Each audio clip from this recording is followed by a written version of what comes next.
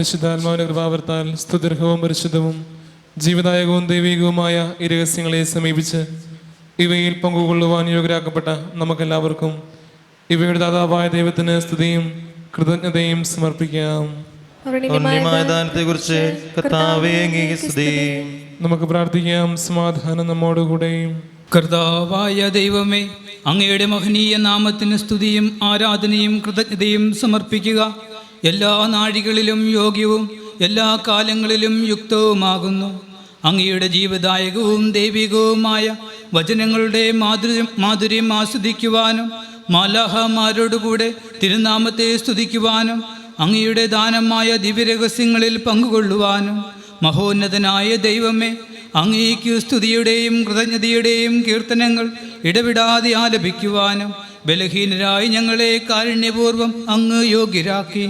പിതാവും പുത്രനും പരിശുദ്ധാത്മാവുമായ സർവേശ്വരാ എന്നേക്കും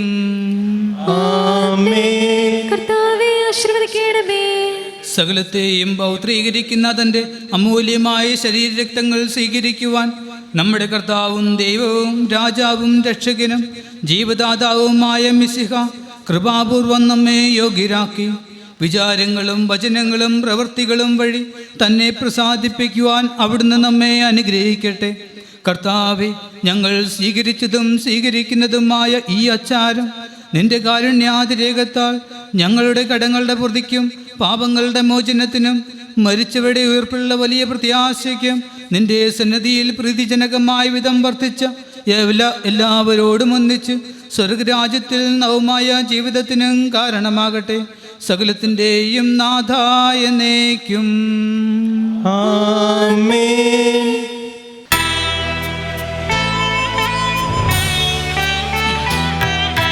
കർത്താവാം മിശിഹ വഴിയായി ദിവ്യാത്മാവിൻ ദാനങ്ങൾ സ്നേഹപിതാവാം സകലേശൻ വിരവോടു നമ്മിൽ വർഷിച്ചു.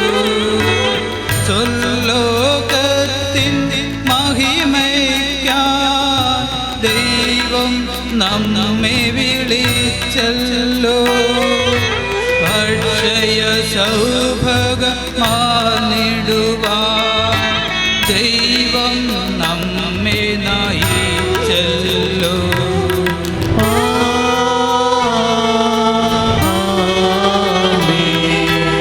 എൻ്റെ ശരീരം ഭക്ഷിക്കും, എൻ്റെ രക്തം പാനം ചെയ്യും. മാനവനിൽ നിവസിക്കും, അവനിൽ ഞാനും നിശ്ചയമാ. വിധിയിൽ വീഴാത്തവനെ ഞാൻ അന്തിമ ദിവസമുയർപ്പിക്കും.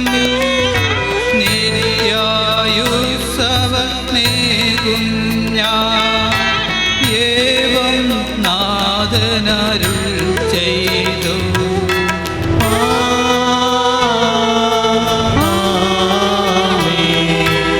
അരുളിയ പോലിൻ നീ ബലിയിൽ പങ്കാളികളാ മഹിളർക്കും ദൈവം കനിവാർന്നരുളട്ടെ.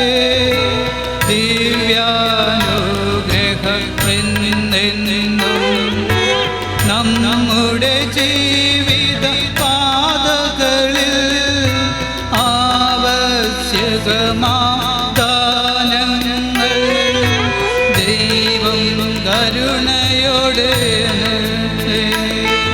ദൈവം കരുണയോടെ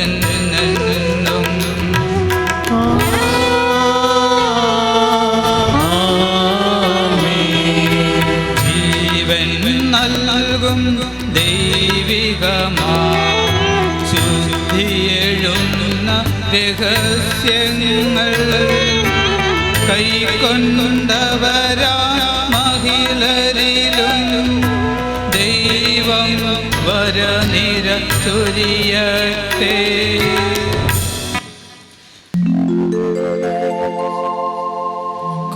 കുരിശടയാളം വഴിയായി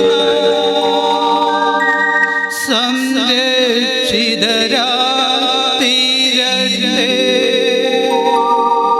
മുദ്രിതരായി ഭവിക്കട്ടെ, ഇപ്പോഴും എപ്പോഴും എന്നേക്കും.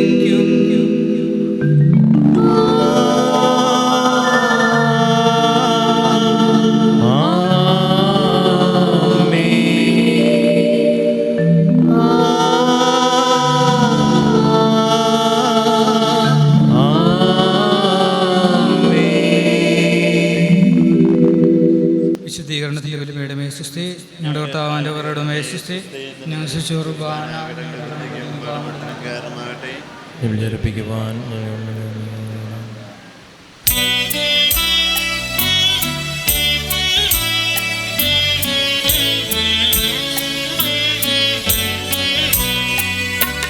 ദൈവമേ ഞങ്ങൾ അങ്ങേ വാഴ്ത്തുന്നു, അങ്ങേയ്ക്കായും സ്തോത്രങ്ങൾ. പാരിതിന്നതിൽ നാഥനായ ഞങ്ങളെന്നും സ്തുതിക്കുന്നു. നിത്യസൽപിതാവാകുമങ്ങയെ ആരാധിക്കുന്നു, ആരാധിക്കുന്നു,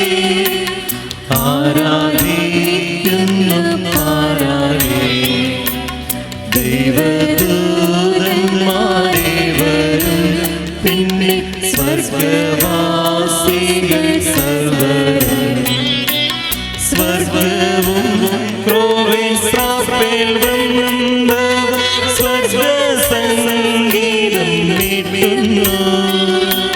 സൈന്യാധീശനായിടും ദൈവം സംശുദ്ധൻ, ശുദ്ധൻ, സംശുദ്ധൻ, നിത്യം സംശുദ്ധൻ, സംശുദ്ധൻ. തൻ മഹിമയ പിന്നീടുന്നല്ലോ സന്നദ്ധം. ശ്രീയേഴും ദിവ്യപ്രേക്ഷിതന്മാരുടെ സാക്ഷികൾ നിത്യാനന്ദ പ്രതാപവാനെ വാഴ്ത്തിയിടുന്നു നിരന്തരം, വാഴ്ത്തിയിടുന്നു നിരന്തരം. ഞങ്ങൾ പാപമേശായ നിന്നനുഗ്രഹം നൽകണേ. ആശ്രയിച്ചവ തീവ്രമായ എന്നും നിൻ സ്നേഹം പുൽകുവാൻ അർപ്പിച്ചു നിന്നിൽ ആശ സർവ്വവും. ലേശം ലജ്ജിക്കയില്ല ഞാൻ, ലേശം ലജ്ജിക്കയില്ല ഞാൻ. സ്നേഹമുള്ളവർ, ഉടൻ തന്നെ ഒരു അനുമോദന സമ്മേളനമാണ്. നിങ്ങൾ ഇരിക്കുന്ന ഇടങ്ങളിൽ തന്നെ ഇരിക്കുക. ഈ അനുമോദന സമ്മേളനത്തിലേക്ക് ഇന്നത്തെ പ്രതിനിധിയായിട്ടുള്ള സിജോ അച്ഛൻ കടന്നു വരിക. വീണ്ടും ആഗ്ര ആർച്ച് ഡയസിസിലെ മോൺസിഞ്ഞോർ തോമസ് അച്ഛൻ കടന്നു വരിക. MSPയുടെ ഡയറക്ടർ ബഹുമാനപ്പെട്ട ഇടത്തിപ്പറമ്പിൽ സൈമണച്ചൻ വരിക. ഈ ഇടവകയെ പ്രതിനിധീകരിച്ചുകൊണ്ട് ഈ ഇടവകാംഗമായ പഞ്ചായത്ത് മെമ്പറായ ലൂക്കോസ് മാക്കിൽ അവറുകൾ വരിക. സമർപ്പിതരെ പ്രതിനിധീകരിച്ചുകൊണ്ട് ഷിബു അച്ഛൻ കയറിയിരിക്കുക. നമ്മുടെ ഇന്നത്തെ ഇടവകയിൽ നിന്നുള്ള അനുമോദനങ്ങൾ അർപ്പിക്കുവാനുമായിട്ട് നമ്മുടെ വിശിഷ്ട വ്യക്തികൾ എത്തിയിട്ടുണ്ട്. നമുക്കാദ്യമായിട്ട് നമ്മുടെ ഈ അനുമോദന മീറ്റിങ്ങിലേക്ക് സ്വാഗതം ഏവർക്കും അർപ്പിക്കുവാനായിട്ട് നമ്മുടെ ഇടവകയുടെ ബഹുമാനപ്പെട്ട വികാരിയായിരിക്കുന്ന ഫാദർ ഷാജി ചെറോലിക്കലച്ചനെ സ്നേഹത്തോടെ ക്ഷണിക്കുകയാണ്. സ്നേഹമുള്ള മാതാപിതാക്കളെ, സഹോദരി സഹോദരങ്ങളെ, വൈദികരെ, സിസ്റ്റേഴ്സ്, ഒരു 13 വർഷം കൂടിയിട്ട് നമ്മുടെ ഇടവകയിൽ ഒരു വൈദികൻ ജന്മം കൊള്ളുന്ന വളരെ സുന്ദരമായിട്ടുള്ള ഒരു നിമിഷങ്ങളിലൂടെ നാം കടന്നു പോവുകയായിരുന്നു. ഒത്തിരിയേറെ സന്തോഷത്തിൻ്റെയും ദൈവാനുഗ്രഹത്തിൻ്റെയും ഒക്കെ ഫലമായിട്ടാണ് സിജോ അച്ഛൻ ബഹുമാനപ്പെട്ട കോട്ടയം അതിരൂപത സഹായമെത്രാൻ പണ്ടാരശ്ശേരി പിതാവിൻ്റെ കയ്യൊപ്പ് ശുശ്രൂഷ വഴി വൈദികനായി തീരുക. ഈ വലിയ സന്തോഷത്തിൽ ഇവിടെ എത്തിച്ചേർന്ന എല്ലാവരെയും പ്രത്യേകം സ്നേഹത്തോടെ നന്ദിയോടെ ഓർക്കുന്നു. തിരുപ്പട്ടം നൽകി ശുശ്രൂഷയ്ക്ക് ശേഷം പ്രഥമ ദിവ്യബലി അർപ്പിച്ചു. അതിനുശേഷം ചെറിയ ഒരു അനുമോദനം നമ്മുടെ കൊച്ചച്ഛന് കൊടുക്കാനായിട്ടാണ് നമ്മൾ ഇന്നിവിടെ സന്നിഹിതരായിരിക്കുക. ഇന്ന് ഈ യോഗത്തിൻ്റെ അധ്യക്ഷനായിട്ടുള്ളത് വലിയ ബഹുമാനപ്പെട്ട സൈമൺ ഇടത്തിപ്പറമ്പിലച്ഛനാണ്.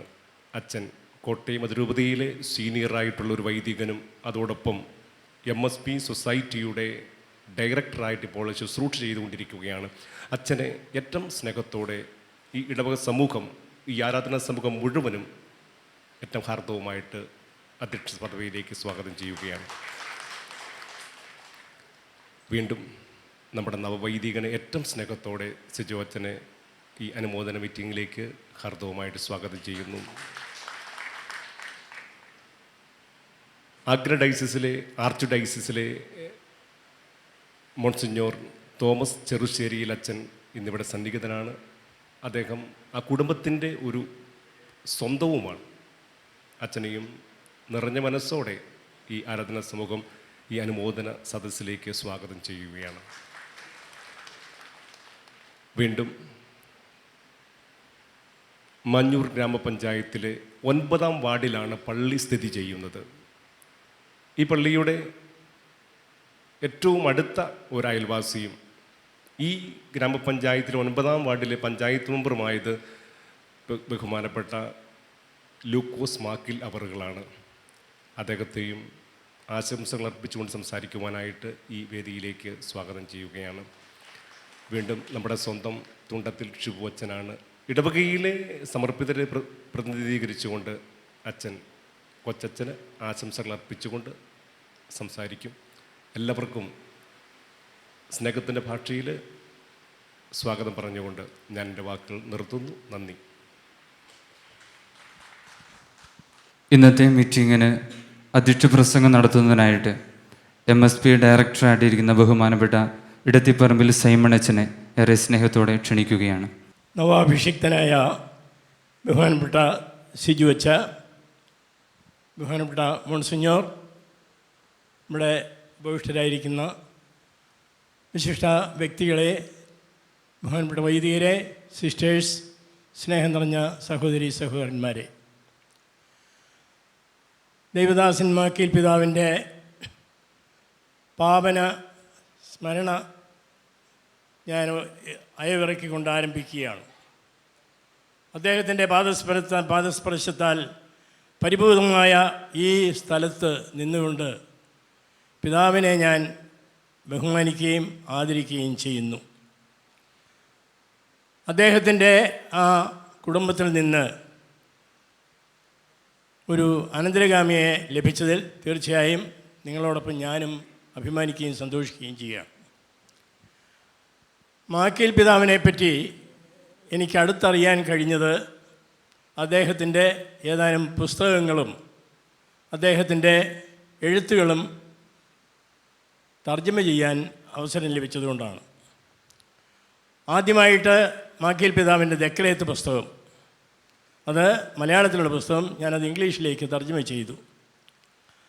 അതോടൊപ്പം തന്നെ മാക്കീൽ പിതാവ് റോമിലേക്ക് അയച്ച പല എഴുത്തുകളും, അത് കുടുംബത്തിലെ ആളുകൾക്ക് അയച്ച എഴുത്തുണ്ട്, സിസ്റ്റേഴ്സിന് അയച്ച എഴുത്തുകളുണ്ട്, പിന്നെ ഇവിടുത്തെ അന്നത്തെ സഭയുടെ പ്രത്യേക സാഹചര്യങ്ങളെല്ലാം റോമിനെ ബോധ്യപ്പെടുത്തുവാൻ വേണ്ടി അയച്ച എഴുത്തുകളുണ്ട്. അതെല്ലാം വത്തിക്കാൻ ലൈബ്രറിയിൽ നിന്ന് നമ്മുടെ ബഹുമാനപ്പെട്ട കൊല്ലാവറമ്പിലച്ഛൻ കൊണ്ടുവരുമായിരുന്നു കൊല്ലം തോറും. ഓരോ കൊല്ലവും അദ്ദേഹം അവിടുത്തെ ഓറിയൻ്റൽ ഇൻസ്റ്റിറ്റ്യൂട്ടിൽ ക്ലാസ് എടുക്കാൻ പോകുമായിരുന്നു. ക്ലാസ് എടുക്കുന്ന ആ അവസരത്തിൽ തന്നെ അദ്ദേഹത്തിന് വത്തിക്കാൻ ലൈബ്രറിയിൽ സ്വതന്ത്രമായി പ്രവേശിക്കുവാനും ഏത് പുസ്തകവും ഏത് ഗ്രന്ഥവും തുറന്നു നോക്കാനും അവകാശമുണ്ടായിരുന്നു, അധികാരമുണ്ടായിരുന്നു, അനുവാദമുണ്ടായിരുന്നു. അങ്ങനെ പരിശോധിച്ച് വന്നപ്പോൾ മാക്കീൽ പിതാവിനെ പറ്റിയുള്ള ഒട്ടനവധി രേഖകൾ അദ്ദേഹം കൊണ്ടുവന്നു. മിക്കതും ലത്തീനിലായിരുന്നു. അങ്ങനെ ലത്തീനിൽ കൊണ്ടുവന്ന ആ എഴുത്തുകളും പലതും ഞാൻ തർജ്ജമ ചെയ്യാൻ ഇടവന്നു. അപ്പോഴാണ് ശരിക്കും മാക്കീൽ പിതാവിൻ്റെ വ്യക്തിത്വത്തിൻ്റെ സവിശേഷത എനിക്ക് മനസ്സിലാക്കാൻ കഴിഞ്ഞത്. അദ്ദേഹം എന്തുമാത്രം ഈ സമുദായത്തെ സ്നേഹിച്ചിരുന്നുവെന്നും അദ്ദേഹം അതോടൊപ്പം തന്നെ കേരള സഭയ്ക്ക് വളരെ നല്ല പുരോഗതി ഉണ്ടാകണമെന്നും ആഗ്രഹിച്ചിരുന്ന ഒരു വ്യക്തിയായിരുന്നെന്നും ഞാൻ മനസ്സിലാക്കി. നിങ്ങൾക്കറിയാം, ബ്രഹ്മാണ്ഡമായ ചങ്ങനാശ്ശേരിയിലെ ആ വൈദിക മെത്രാസനം ഉപേക്ഷിച്ചിട്ട് കയ്യിൽ ഒരു ചില്ലിക്കാശ് പോലുമില്ലാതെ അവിടെ നിന്നും ഇറങ്ങി ഇപ്പോഴത്തെ BCM കോളേജിരിക്കുന്ന ആ സ്ഥലത്തുണ്ടായിരുന്ന ഒരു ചെറിയ വീട്ടിലേക്ക് പിതാവ് താമസം മാറ്റി. വലിയ അരമനയിൽ നിന്നും, അതായത് ലവീഞ്ഞ മെത്രാൻ പണിയിച്ച സുന്ദരമായ ബ്രഹ്മാണ്ഡമായ ആ അരമന ഇന്നും ചങ്ങനാശ്ശേരിയിലുണ്ട്. ആ പ്രൗഢഗംഭീരമായ ആ സൗധത്തിൽ നിന്നും ഇറങ്ങി വെറും പാവപ്പെട്ടവനെ പോലെ ഒരു കുടിലിലേക്ക് മാറിയത് എത്രയോ വലിയ ത്യാഗമാണ്. എന്തിനു വേണ്ടിയാണ്? അദ്ദേഹം പരിശുദ്ധ പിതാവിന് നൽകിയ നിവേദനത്തിൽ പറഞ്ഞിരുന്നു, എൻ്റെ ചെറിയ അജയണത്തോടുകൂടെ ആയിരിക്കാൻ ഞാൻ ആഗ്രഹിക്കുന്നു, അതുകൊണ്ട് അവരുടെ അധ്യക്ഷനായിട്ട് എന്നെ നിയമിച്ചാൽ മതി. അങ്ങനെ എല്ലാം ഉപേക്ഷിച്ച് പോന്നു. അപ്പോൾ ഈ പിതാവിനെ പറ്റി പല നല്ല കാര്യങ്ങളും എനിക്ക് അതിലൂടെ മനസ്സിലാക്കാൻ കഴിഞ്ഞിട്ടുണ്ട്. അതുകൊണ്ട് ഇന്ന് ഞാൻ പിതാവിനെ പറ്റിയല്ല വാസ്തവത്തിൽ പറയേണ്ടത്, ബഹുമാനപ്പെട്ട സിജു അച്ഛനെ പറ്റിയാണ്. സിജു അച്ഛൻ ഞാൻ വളരെയധികം ഇഷ്ടപ്പെടുന്ന ഒരു വ്യക്തിയാണ്. കാരണം MSP സമൂഹത്തിലെ ഒരു അംഗമെന്ന നിലയിൽ മാത്രമല്ല, അദ്ദേഹം ഈ കുടുംബത്തിലെ വലിയ അംഗമാണ്. അതായത് 13 വർഷത്തിന് ശേഷം ഇവിടെ ഒരു വൈദികനുണ്ടായി, അതും മാക്കീൽ കുടുംബത്തിൽ നിന്നാണ് എന്നുള്ളത് തീർച്ചയായും നിങ്ങൾക്കെല്ലാവർക്കും അഭിമാനം നൽകുന്ന ഒരു വസ്തുതയാണ്. അപ്പോൾ ഇങ്ങനെ ഈ അച്ഛനെ ലഭിച്ചപ്പോൾ എനിക്ക് പറയാനുള്ളത് ഇത് മാത്രമേ ഉള്ളൂ. യേശുവിൻ്റെ പൗരോഹിത്യത്തിലാണ് അദ്ദേഹം പങ്കുചേർന്നിരിക്കുന്നത്. യേശു ആരായിരുന്നെന്ന് നമുക്കറിയാം. അദ്ദേഹം ഒരു രാജാവായിരുന്നു, ഒരു പ്രവാചകനായിരുന്നു, ഒരു പുരോഹിതനായിരുന്നു. അങ്ങനെ പ്രവാചക ദൗത്യം യേശുവിനുണ്ടായിരുന്നു. അതുപോലെ തന്നെ രാജകീയമായ അധികാരം യേശുവിനുണ്ടായിരുന്നു. മൂന്നാമതായിട്ട് അദ്ദേഹം ഒരു ആചാര്യനുമായിരുന്നു. ഇതെല്ലാം വിശദീകരിക്കേണ്ട കാര്യമൊന്നുമില്ല. അന്നത്തെ രാജകീയമായ ചിന്തയല്ല യേശുവിനെ പറ്റി നാം എടുക്കേണ്ടത്. ഇന്ന് നമുക്കറിയാം, ആ രാജാക്കന്മാരുടെ കാലമെല്ലാം കഴിഞ്ഞു. കർത്താവിനോട് പീലാത്തോസ് ചോദിച്ചു, നീ രാജാവാണോ എന്ന്. കർത്താവ് മറുപടി പറഞ്ഞു, നീ തന്നെ പറഞ്ഞു കഴിഞ്ഞല്ലോ ഞാൻ രാജാവാണ്. പക്ഷേ ഉടനെ തന്നെ കർത്താവ് പൂരിപ്പിച്ചു, ഞാൻ ഈ ലോകത്തിൻ്റെ അധിപനല്ല, ഇവിടെ രാജാവായി വാഴാൻ വന്നതല്ല, എൻ്റെ രാജ്യം ഐഹികമല്ല പാരത്രികമാണ് എന്ന് കർത്താവ് ഉറപ്പിച്ച് പറയുകയാണ്. അപ്പോൾ സേവനത്തിന് വേണ്ടി വന്നവനാണ് അവൻ. മനുഷ്യർക്ക് വേണ്ടി മരിക്കാൻ വേണ്ടി ഈ ഭൂമിയിലേക്ക് ഇറങ്ങി വന്ന സ്നേഹത്തിൻ്റെ പരമ്പൊരുളാണ് അവിടുന്ന്. അപ്പോൾ ആ സ്നേഹത്തിൻ്റെ പരമ്പൊരുളിൻ്റെ കാലടികളെ പിന്തുടരാനാണ് ബഹുമാനപ്പെട്ട അച്ഛൻ ഇറങ്ങി പുറപ്പെട്ടിരിക്കുന്നത്. സേവനത്തിൻ്റെ പാതയാണ്. വേറെ അധികാരമത്തതയോ അല്ലെങ്കിൽ മറ്റുള്ളവരുടെ മേൽ എല്ലാം അടിച്ചേൽപ്പിക്കണമെന്നുള്ള ഒരു ചിന്താഗതിയോ ഒരിക്കലും ഉണ്ടാകാൻ പാടില്ല. നല്ല വിനയാന്വിതമായ പ്രവർത്തനങ്ങളിലൂടെ യേശുവിനെ പിൻചെല്ലാൻ കഴിയട്ടെ. രണ്ടാമതായിട്ട് നമുക്കറിയാം ആചാര്യൻ. അപ്പോൾ യേശുവിൻ്റെ ആ പൗരോഹിത്യം, ആ പൗരോഹിത്യത്തിൽ പങ്കുചേറ്റുമ്പോൾ എന്താണ് നമുക്ക് ഒരു പുരോഹിതന് ലഭിക്കുന്നത്? യേശു പിതാവിനെ അർപ്പിച്ച ആ ബലി അർപ്പിക്കുവാനുള്ള അധികാരം ലഭിക്കുന്നു. കർത്താവ് അവസാന അത്താഴത്തിൽ വിശുദ്ധ കുർബാന സ്ഥാപിച്ചു. എന്നിട്ട് പറഞ്ഞു, ഇതെൻ്റെ ഓർമ്മയ്ക്കായി നിങ്ങൾ ചെയ്യുവിൻ. കർത്താവ് അപ്പം എടുത്ത് ആശീർവദിച്ച് മുറിച്ച ശിഷ്യന്മാർക്ക് നൽകി. എന്നിട്ട് പറഞ്ഞു, വാങ്ങി ഭക്ഷിക്കുവിൻ, ഇതെൻ്റെ ശരീരമാണ്. രക്തം, അതായത് പാനപാത്രം എടുത്തിട്ട് അതിലുണ്ടായിരുന്ന ആ വീഞ്ഞ് രക്തമാക്കി മാറ്റിയിട്ട് പറഞ്ഞു, വാങ്ങി കുടിക്കുവിൻ, ഇതെൻ്റെ രക്തമാകുന്നു. അപ്പോൾ ഇത് കർത്താവിൻ്റെ മാംസരക്തങ്ങൾ നമുക്കായി പകുത്തു തന്നവനാണ് യേശു. അതുപോലെ തന്നെ പുരോഹിതനും ബലിയർപ്പിക്കുന്നതോടൊപ്പം തന്നെ പങ്കുവയ്ക്കുന്നവനുമായിരിക്കണം. മുറിച്ച് കൊടുത്തവനാണവൻ. അവനെപ്പോലെ തന്നെ ത്യാഗത്തിൻ്റെ ആ ജീവിതപാതയിലൂടെ കൊച്ചച്ഛന് മുന്നേറാൻ കഴിയട്ടെ എന്ന് ഞാൻ പ്രാർത്ഥിക്കുകയും ആശംസിക്കുകയും ചെയ്യുകയാണ്. പിന്നെ മൂന്നാമതായിട്ട് യേശു പ്രവാചകനായിരുന്നു. പ്രവാചകൻ എന്ന് പറഞ്ഞാൽ ഭാവി കാര്യങ്ങൾ മുൻകൂട്ടി പറയുന്ന വ്യക്തി എന്നുള്ള അർത്ഥത്തിലല്ല. പ്രവാചകൻ്റെ ധർമ്മം എന്തായിരുന്നു? അനീതിക്കും അക്രമത്തിനും എതിരായി ധീരമായി സ്വരമുയർത്തുകയും അതിനുവേണ്ടി പടപൊരുതുകയും ചെയ്തിരുന്നു പഴയകാലത്തെ പ്രവാചകന്മാരെല്ലാവരും. അതാണ് പ്രവാചക ദൗത്യം എന്ന് പറയുന്നത്. എവിടെ അനീതിയുണ്ടോ, എവിടെ തിന്മയുണ്ടോ, എവിടെ അക്രമമുണ്ടോ, എവിടെ കൊള്ളരായ്മകൾ നടക്കുന്നുണ്ടോ അവയ്ക്കെല്ലാം എതിരായി പ്രവർത്തിക്കാൻ, അതിനെതിരായി പ്രതികരിക്കുവാൻ തീർച്ചയായും ഒരു വൈദികൻ കടപ്പെട്ടവനാണ്. അപ്പോൾ ഈ ദൗത്യമെല്ലാം അച്ഛൻ ഏറ്റെടുത്തിരിക്കുകയാണ്. എന്നാൽ അതോടൊപ്പം തന്നെ ഇന്ന് അഭിമന്യ പിതാവ് പറഞ്ഞതുപോലെ വലിയൊരു കടമ കൂടെ ഞങ്ങൾക്കുണ്ട്. അതായത് മിഷണറി വൈദികരെന്നുള്ള നിലയിൽ ആ മിഷണറി ദൗത്യം എന്താണ്, പിതാവ് തന്നെ അത് വിശദീകരിച്ചു വന്നു. ഒരു മിഷണറി ആയിരിക്കുക എല്ലാവരുടെയും കടമയാണ്. നമ്മൾ മാമോദീസായിലൂടെ സ്ഥൈര്യലേപനത്തിലൂടെ നമ്മൾ ക്രിസ്തുവിൻ്റെ പൗരോഹിത്യത്തിൽ ഭാഗഭാക്കായി തീർന്നിട്ടുണ്ട്. അതോടൊപ്പം തന്നെ ആ ക്രിസ്തുവിനെ പ്രസംഗിക്കുവാനും ക്രിസ്തുവിനെ മറ്റുള്ളവർക്ക് കാണിച്ചു കൊടുക്കാനും കടപ്പെട്ടവരാണ് നമ്മൾ. അപ്പോൾ സ്വഭാവത്താൽ തന്നെ നമ്മൾ പ്രേക്ഷിതരായി തീരണം. ആ പ്രേക്ഷിത ദൗത്യം പ്രത്യേകമായി ഞങ്ങൾ ഏറ്റെടുത്തുകൊണ്ട് ഞങ്ങളുടെ അച്ഛന്മാർ ഇന്ന് പല രാജ്യങ്ങളിലും സേവനം അനുഷ്ഠിച്ചുകൊണ്ടാണ് ഇരിക്കുന്നത്. നാഗമ്പടത്ത് വെച്ച് വിശുദ്ധ അൽഫോൻസാമ്മയെ, ചാവറ കുര്യാക്കോസ് അച്ഛനെ, ഇവരെല്ലാം ദേവദാസന്മാരായി പ്രഖ്യാപിച്ച അവസരത്തിൽ പരിശുദ്ധ പിതാവ് ഇന്ന് വിശുദ്ധനായ ജോൺ പോൾ രണ്ടാമൻ മാർപ്പാപ്പ ഒരു വലിയ കാര്യം ചെയ്തു.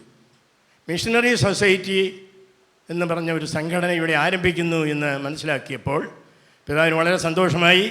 അതിൻ്റെ അടിസ്ഥാന ശില ആ അഭിമന്യ പിതാവാണ് വെഞ്ചരിച്ചത്. എന്നിട്ട് കുന്നശ്ശേരി പിതാവിനോട് ചോദിച്ചു, കുര്യാക്കോസേ, ഇത് പണിയാനുള്ള കാശ് ഉണ്ടോ, പണമുണ്ടോ? അപ്പോൾ കുന്നശ്ശേരി പിതാവ് പറഞ്ഞു, അത് ദൈവത്തിൻ്റെ സഹായത്തിൽ അതെല്ലാം നടക്കും തിരുമേനി. എന്നാൽ ശരി, ഉണ്ടെങ്കിലും എൻ്റെ ഒരു ചെറിയ സംഭാവന എന്ന് പറഞ്ഞ് സെക്രട്ടറിയോട് പറഞ്ഞ് ഒരു $10,000 ഈ ഇതിന് വേണ്ടിയിട്ട് കൊടുക്കാൻ പറഞ്ഞു. അങ്ങനെ $10,000 ആ പിതാവ്, വിശുദ്ധനായ ആ പിതാവ് തന്നു. അതോടുകൂടെ ഞങ്ങൾ ഈ പ്രസ്ഥാനം, ആ സെമിനറി, ആ കെട്ടിടം ആരംഭിച്ചു. അന്ന് ഇപ്പോൾ വളരെയധികം പേർക്ക് അഭയം നൽകുന്ന ഒരു വിദ്യാസങ്കേതമായി മാറിയിരിക്കുകയാണ്. അപ്പോൾ ഇതെല്ലാം ദൈവത്തിൻ്റെ പ്രത്യേകമായ അനുഗ്രഹങ്ങളാണ്. ഈ അനുഗ്രഹങ്ങളെ ഞങ്ങൾ നന്ദിയോടുകൂടി ഓർത്തുകൊണ്ട് ഞങ്ങളുടെ കടമ മറ്റുള്ളവർക്ക് സേവനം ചെയ്യുക, പ്രേക്ഷിതരായി വർത്തിക്കുക. ഉത്തരേന്ത്യയിൽ ഞങ്ങൾ 2-3 മിഷൻ നടത്തുന്നുണ്ട്. അതിനേക്കാൾ ഉപരിയായിട്ട് അന്ന് പിതാവ് പറഞ്ഞ ഒരു വാചകമുണ്ട്. എന്താണ് പരിശുദ്ധ പിതാവ് പറഞ്ഞത്? നിങ്ങളുടെ അച്ഛന്മാരെ ഭാരതത്തിലേക്ക് മാത്രം വിട്ടാൽ പോരാ, ഭാരതത്തിന് വെളിയിലേക്കും അവരെ വിടണം. യൂറോപ്പിലും അമേരിക്കയിലുമൊക്കെ ധാരാളം വൈദികരെ ആവശ്യമുണ്ട്, അങ്ങോട്ടും പറഞ്ഞു വിടണം. അതുപോലെ ഞങ്ങൾ ഇപ്പോൾ ചെയ്തുകൊണ്ടിരിക്കുകയാണ്. അപ്പോൾ ഇങ്ങനെ ഞങ്ങൾ ഏറ്റെടുത്തിരിക്കുന്ന ഈ ദൗത്യം വിജയകരമായി മുന്നോട്ട് കൊണ്ടുപോകുന്നതിന് ഞങ്ങൾക്കൊരു ഒരു അച്ഛനെ കൂടെ കിട്ടിയതിൽ വളരെയധികം സന്തോഷമുണ്ട്. അതിൽ അഭിമാനിക്കുന്നു. നിങ്ങളുടെ എല്ലാവരുടെയും പേരിൽ അച്ഛന് എല്ലാവിധമായ ആശംസകളും മംഗളങ്ങളും വിജയങ്ങളും ആശംസിച്ചുകൊണ്ട് ഞാൻ എൻ്റെ വാക്കുകൾ അവസാനിപ്പിക്കുകയാണ്.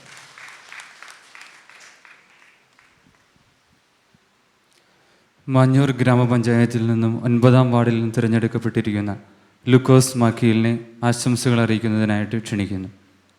ഏറെ ബഹുമാനായ ഈ അനുമോദന സമ്മേളനത്തിൻ്റെ അധ്യക്ഷത അലങ്കരിക്കുന്ന ഇടത്തെ പെൺകുലച്ചൻ, ഇന്ന് പട്ടം കെട്ടി നമ്മുടെ ഇടവകയെ ധന്യമാക്കിയ മറിങ്ങാട്ടിൽ സിജോ അച്ഛൻ, ഏറെ ബഹുമാനായ മോൺസിഞ്ഞർ തോമസ് ചെറുശ്ശേരിലച്ചൻ, എനിക്ക് ഏറെ പ്രിയങ്കരനും എൻ്റെ സ്വന്തം അനിയനെ പോലെ കാണുന്ന തുണ്ടത്തിൽ ഷിബു അച്ഛൻ, അതുപോലെ തന്നെ ഞങ്ങൾക്ക് ഏറെ പ്രിയങ്കരനായ ഞങ്ങളുടെ ഷാജി അച്ഛൻ, സ്നേഹം നിറഞ്ഞ വൈദികരെ, സിസ്റ്റേഴ്സ്, സ്നേഹം നിറഞ്ഞ സഹോദരി സഹോദരന്മാരെ, കുഞ്ഞുങ്ങളെ, ഏറെ നാളത്തെ കാത്തിരിപ്പായിരുന്നു ഞങ്ങൾക്ക് മകടാരിയം പള്ളിക്ക്. ഞങ്ങളുടെ പ്രത്യേകിച്ച് വികാരി അച്ഛനെ ഞങ്ങൾക്ക് മറക്കാൻ പറ്റില്ല. വികാരി അച്ഛൻ മാസങ്ങളായി ഇതിൻ്റെ തയ്യാറെടുപ്പിലായിരുന്നു. സിജോ അച്ഛൻ്റെ പട്ടം കൊടുക്കുന്ന കാര്യങ്ങൾക്ക് വേണ്ടി ആലോചനകളും അതോടൊപ്പം സിസ്റ്റേഴ്സും ഇവിടുത്തെ നാട്ടുകാരും ഈ ഇടവക്കാരെല്ലാവരും ഒന്ന് ചേർന്നു. അതിനേക്കാളുപരി ഞങ്ങൾക്ക് വളരെയധികം സന്തോഷമുണ്ട്. ഈ ഇടവകയ്ക്ക് ഒരച്ഛൻ ചാമക്കാലിലാണെങ്കിലും ജന്മം കൊണ്ട് ഈ ഇടവക്കാരനായിരുന്നു. ജനിച്ച നാളിൽ അച്ഛനായപ്പോൾ ചാമക്കാലിലേക്ക് പോയെങ്കിലും ആ കപ്പറമ്പിലച്ഛൻ, അതോടൊപ്പം തന്നെ നമ്മുടെ പോങ്ങാനി അച്ഛൻ, അതോടൊപ്പം ഷിബു അച്ഛൻ, ഇപ്പം നമുക്കൊരു അച്ഛനോട് വന്നിരിക്കുകയാണ് സിജു അച്ഛൻ. അപ്പോൾ ധന്യമാണ്. ചെറിയ ഇടവകയാണെങ്കിലും ഏറെ ധന്യമായ മകടാരിയം പള്ളി. മകടാരിയം പള്ളി പ്രത്യേക ധന്യതയെപ്പറ്റി നമ്മുടെ ഇടത്തിപ്പറമ്പിച്ചൻ വാതോരാതെ പറഞ്ഞു കഴിഞ്ഞു. നമ്മുടെ പിതാവിനെപ്പറ്റി, നമ്മുടെ സ്ഥാപക പിതാവിനെപ്പറ്റി പറഞ്ഞു, മക്ക പിതാവിനെപ്പറ്റി പറഞ്ഞു കഴിഞ്ഞു. സിജോ അച്ഛനെ പറ്റി എനിക്ക് 1-2 കാര്യങ്ങൾ പറയാൻ മുന്നോട്ട് പോകാൻ സാധിക്കത്തില്ല. കാരണം മാസങ്ങളായി പല ഇടവകകളിലും ഡീക്കനായി ശുശ്രൂഷ അച്ഛന്മാരുടെ കൂടെ സേവനമനുഷ്ഠിച്ച സിജോ അച്ഛൻ ചിലപ്പോൾ 1 മാസത്തോളം ഇവിടെ വന്ന് അങ്കണത്തിൽ പള്ളിയിലെ ആൾത്താരയിൽ വന്ന് ചെല്ലുമ്പോൾ മനസ്സിലോർക്കും ഇത്രയും ഭവ്യതയോട് നിൽക്കുന്ന ഒരച്ഛൻ, സംസാരിക്കുമ്പോഴും വളരെ വിനയത്തോടെ സംസാരിക്കുന്ന ഒരച്ഛൻ. ഞങ്ങൾ മനസ്സിൽ എന്നും അച്ഛനെ തീർച്ചയായും ഞങ്ങളുടെ മനസ്സിലുണ്ടായിരിക്കും. അച്ഛൻ നല്ല ഒരു വൈദികനായി ഈ രൂപതയ്ക്കും അതോടൊപ്പം